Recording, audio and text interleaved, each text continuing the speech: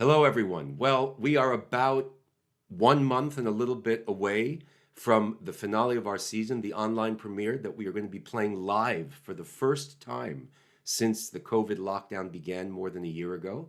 We're going to be back on stage at the Palace Theater on May 8th with my very dear friend and colleague, Elena Urioste, who I've known for a long time and is such a wonderful violinist and is going to be the featured soloist with us playing Mozart's rather miraculous A major violin concerto, the Kerschel 219. Welcome from London, Elena Urioste. Hi, thanks, Michael. Hi, Elena. So this is really a special privilege for us because a lot of things went away during the COVID year, including all of the programs that we had planned and had wanted to share with the audience. And a big highlight for me for that year was you coming to play the Korngold Concerto. Aside from the fact that it's a piece that I love, you and I have done it before, you play it so magnificently. And of course, that got canceled. So we look for silver linings. The fact that we could salvage your appearance with us is really a joy. So thank you for agreeing to come under these unusual circumstances. How are you doing? How was your COVID year? You know what? I'm fine. I am really doing well, all things considered. I am very fortunate to have a chamber ensemble built into my marriage. I'm married to pianists, and faced with totally empty calendars, we were like, well, what should we do?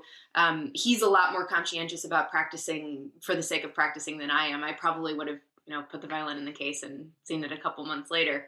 Um, but he had this idea that we should put out a little music video every day for as long as we were in lockdown. Of course, at that point, thinking lockdown would be like 3 weeks or something.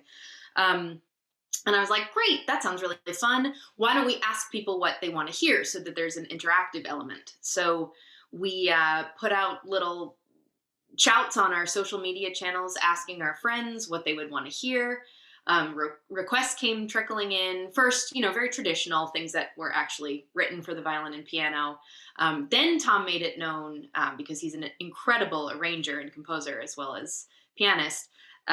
We made it known that musical selections could also include things that were not written for our instruments. And then stuff got really weird. Like we were playing Baby Shark and Britney Spears and nursery rhymes and 80s medleys, the whole deal. So yeah, the project kind of exploded. It lasted 88 days. We commissioned 6 new works, so it kind of took on a life of its own. And through it, we realized that we're not very good at doing nothing. So it really kept us busy, and we were grateful for that. Well, let's talk about what we're going to do together with the Stamford Symphony. We have been streaming quite a bit, actually. We've gotten together as much as we could as a group, and they are absolutely raring to get back on stage at the Palace Theater and do this live stream. But of course, we could not do the Korngold Concerto simply because we couldn't get the number of musicians required on stage safely. But I don't think it's a compromise at all that we chose this kind of miraculous Mozart concerto. Um, Mozart wrote 5 violin concerti, at least 5 that we know of, and the ones that are not spurious. And arguably, although I love numbers 1 and 2, I do. The B flat is, especially the last movement, is one of the great um, creations by Mozart. But numbers 3, 4, and 5, the G major, the D major, and this A major concerto, I think are at another level. And there is something so spiritual about this A major concerto. I mean, I grew up with this piece in my ear. I played it myself. I don't know how many times I've done it, and it never fails to to astonish me, actually. What's your relationship with the piece? Well, don't tell the other ones, but this one is my favorite. I think it is absolutely magical. It is pure sunshine and radiance, and it's so warm. It's happy. I mean, there's happy written in the instructions all over the first movement. Um, and I think the second movement, for me in particular, is what I find so miraculous. The harmonies go to such crazy places. I find the spirit of it deeply romantic, although within the confines of this classical shell. And yeah, it's actually always been one of my very favorite things to play.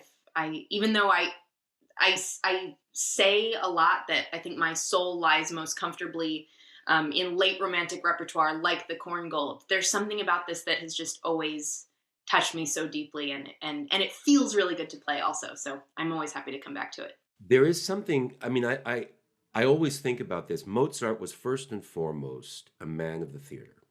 So even when he's writing a purely instrumental work, not it's a secular work, it's an instrumental work, there is something dramatic in his exposition of the musical material that he uses. And the musical material that he uses is so uh, basic on the surface of it, right? You have this orchestral introduction, which starts very buoyantly and boisterously, and then everything sort of stops.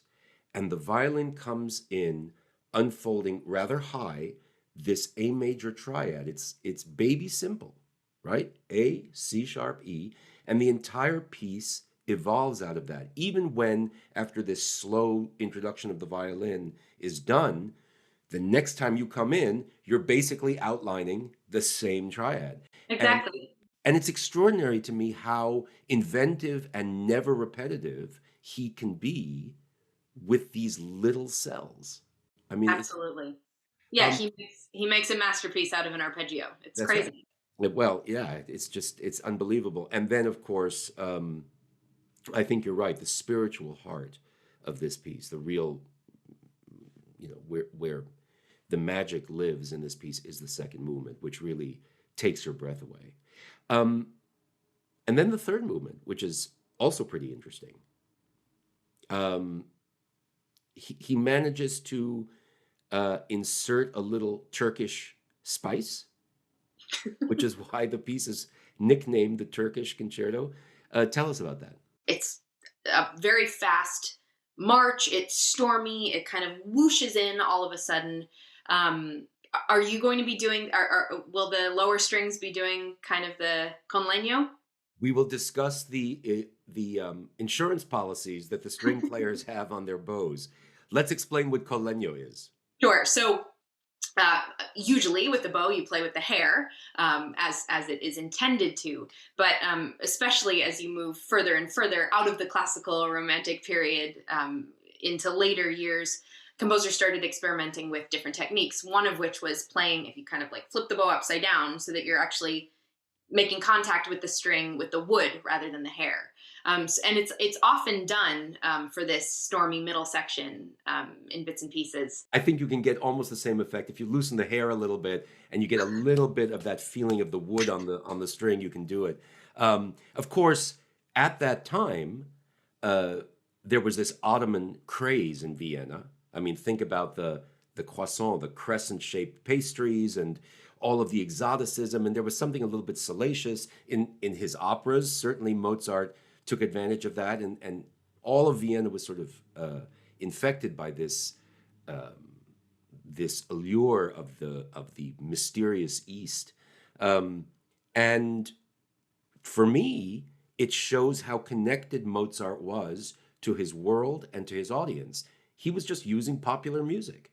You have all of these criticisms these days that music should somehow be highbrow and you shouldn't let pop music, rock music, jazz influence. Of course, that always has been the case. But it's like we have to live in our ivory tower. You have Mozart, who was never more delighted than when people in the street were whistling his tunes as popular melodies, having heard them in the opera house the night before. And he was very sensitive to what was going on in his world, and that's what music should be. So I just think how funny it is that the more times change, the more things stay the same. Mm. But I think that Well, this piece is as relevant today as it was when it was written. yes, and our goal will be for everyone listening to come away whistling. Anyway, stay safe. My best to Tom, and I really am grateful that we can make this happen, and that you will be on stage with us to finish our Stamford Symphony season this year. Oh my gosh, I can't wait. Yay!